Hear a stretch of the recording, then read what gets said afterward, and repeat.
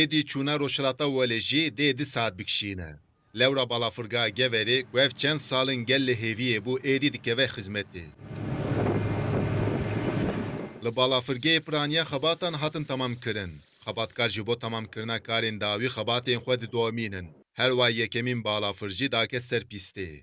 Balafira Rêhawaya Tirk firîna ceribandinê ya li ser pîstê bi avayekî serkeftî pêkanî. Waliyê Colemergê Yaqûb Canpolat ji bo vekirina balafirgê ku dê ji aliyê Serokkomar Recep Tayyip Erdoğan û Serokwezîr Ahmet Davutoğlu ve bêkirin hemû welatî ve xwendin merasîmê. Hükümetimizin, devletimizin yaptığı Bi rastî ya ku hikûmet ango dewletê kiriye xizmetekî gelekî baş e. Em hemû welatiyên me yên li Geverê û hemû welatiyên me yên li Colemergê ji bo vekirina roja sêşemê ve dixwînin.